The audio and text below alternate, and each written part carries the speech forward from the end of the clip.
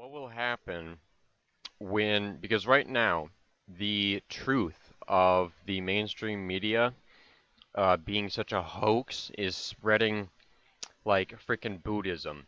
And and what will happen when absolutely 99% of the people know what's going on and then they denounce them? What will who will take the place of mainstream media like Fox, Well, CNN?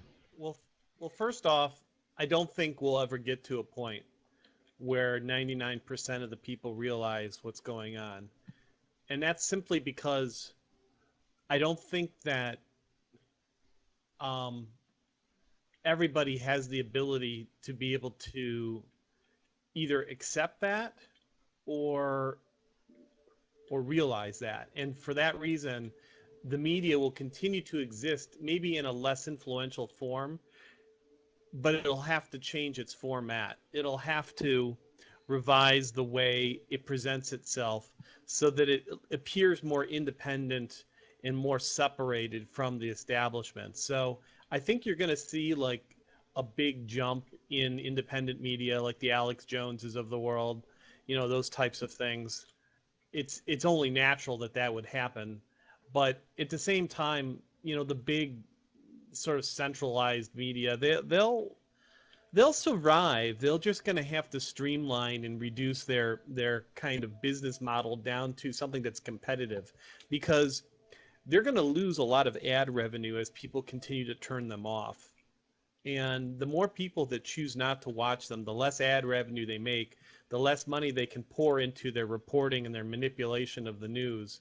And so ultimately, if no one's going to watch their fake news anyways, they're just not going to bother. They're not going to continue doing what they're doing. They'll try to infiltrate the independent media by coming up with their own independent media. So they'll find charismatic people like Alex Jones, but they'll create their own like Alex Jones channels, and they'll use his model, and then they'll try to corrupt that system by flooding it with a bunch of fake and discredited information so that it discredits the entire system and then forces people back into the old media model, because everyone will then distrust the internet and the independent model. You see what I'm saying? So it'll never stop. The whole media outlet is I mean, it's not just mind control, but I mean, it's an effort by our intelligence community, those people that are um, involved in the various organizations to control um, the way things go here in the United States and around the world, to maintain a certain worldview, a certain perception of the world that is in line with what it is they want to achieve, which is total domination over the population. And they're not just going to go away. Unless we lose the technology of video somehow and communication, like if there's nuclear war and we have to start all over. Mm-hmm. Well, I think limited nuclear war is certainly possible. I don't think a full-out exchange is going to happen, but the one place I worry about is India and Pakistan. I do worry about that because they're pretty hot-headed over there, and they've been fighting over that border area up in Kashmir for decades.